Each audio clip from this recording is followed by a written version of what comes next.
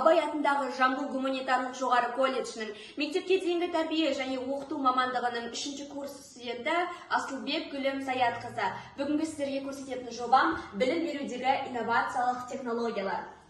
Білім берудегі инновациялық технологиялар деп отырғанымыз не? Қазіргі қоғамда білім беру жүйесі қарқынды түрде өзгеріске ұшырап отыр. Тек білім беру ғана емес, сонымен қатар балаларды қарқынды түрде дамыту, ұшқыр ойлауын, оларды дербес шешім қабылдауға үйрету бұл біздің басты мақсат болып отыр. Және де бұл мақсатты айқын түрде орындауымыз үшін жаңа технологияларды пайдалану өте маңызды. Яғни олар цифрлық құралдар, жасанды интеллект, виртуалды және толықтырылған шындықты қолдану аса маңызды. Олар білімді тиімді әрі қызықты түрде меңгеруге жағдай жасайды. Цифрлық технологиялардың рөлі қандай? Ең бірінші, цифрлық платформалар білім беру жүйесін жаңа деңгейге көтереді. Мысалға, Эстония барлық мектептердің планшет және онлайн оқуға толық көшірді. Сонымен қатар электронды оқулықтар мен анимациялық видеолар арқылы сабақты қызықты және тиімді түрде өткізуге жол ашады. Қазіргі таңда Қазақстанда да мұндай цифрлық технологиялар, платформалар жүйелі түрде қолданып келеді. Мысалға айтатын болсақ, бұл күнделік кейзет жүйесі. Бұл мұғалім және оқушы ата-аналар байланысын нығайтады. Сонымен қатар Google Classroom, Zoom, Microsoft Teams, яғни қашықтықтан оқытуда тиімді болады. Жасанды интеллекттің мүмкіндіктері қандай? Жасанды интеллекттің мүмкіндіктері өте жоғары және де қазіргі таңда үлкен сұранысқа ие болып отыр. Ең алдымен бұл әр оқушыға дара оқу теориясын ұсына алады. Мысалға Duolingo бұл жеке тіл үйренуді бағдарлама құрады. Ал Grammarly деп отырғанымыз жазба жұмысындағы қателерді түзейді. Ал Қытайдағы Squirrel Eye платформасы оқушының әлсіз тұсын анықтап, оған жаңа тапсырмалар береді. Ал менің Қазақстанға ұсыныстым жасанды интеллект бұл мұғалімнің орнын еш ауыстыра алмайды, дегенмен де оқыту барысында ең негізгі көмекші құрал болады.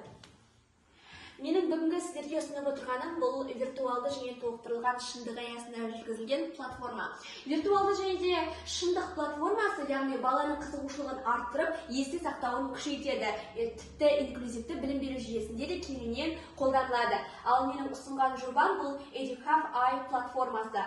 Бұл бірыңғай кешенді отандық цифрлық платформа болуы тиіс. Оның мақсаты уақытты үнемдеп, сапаны арттыру болып саналады. Бұл жүйеге біріктірілген компоненттер қандай? Бірінші видео сабақтар, тесттер, ай арқылы оқу жоспары, AR, VR, контент, автоматты бағалау жүйесі және де мұғалімге сабақ жоспарын ұсыну болып саналады.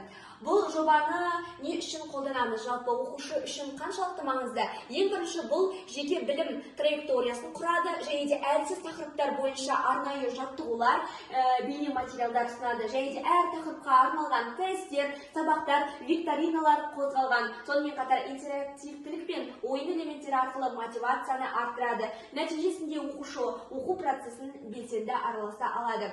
Бұл Educaf жобасының мұғалім үшін қандай маңыздылығы бар? Ең бірінші, сабақ жоспарын автоматты түрде өзі құрып береді және де бағалау критерийі мен қосымша материалдармен қамтамасыз етеді. Жетістіктер бойынша оқушы үшін аналитика жасап береді және де ата-анаға есеп жіберу арқылы кері байланысты нығайта алады екенбіз. Яғни бір ғана платформаның өзінде осыншама жүйелер қарастырылған.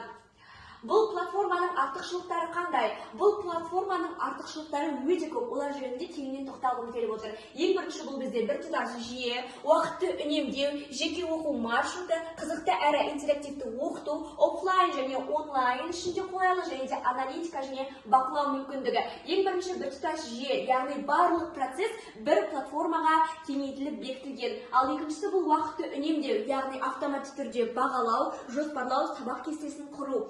Жеке оқу маршруты, яғни ай арқылы дара оқытуды жүзеге асырыламыз. Сонымен қатар VR, AR ойын платформаларында құрастыруымызға болады, яғни тапсырмалар көрсетіледі.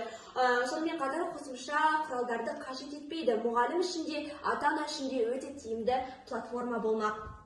Қорытындылай келетін болсам, инновациялық технологиялар бұл білім берудің болашағы. Яғни бұл оқушыға тек білім беріп қана қоймай, оны кемел тұлға ретінде қалыптастырады. Цифрлар бұл нәтижелі әрі қызықты процесс болып саналады. Менің ұсынған Educaf Eye сынды ұлттық платформа бұл тек цифрлық шешім ғана емес, сонымен қатар білім беруді жүйелі түрде көрсетеді. Сонымен қатар балалардың білімін арттырады, сапаны арттырады, ұстаз еңбегін жеңілдетуде тиімді жол болып саналады. Егер де біз болашақ ұрпақ бәсекеге қабілетті болу үшін дәл осындай технологияларды, шешімдерді тиімді түрде қолданатын болсақ, онда жаңа технологияларды қазірден бастап қолға алуымыз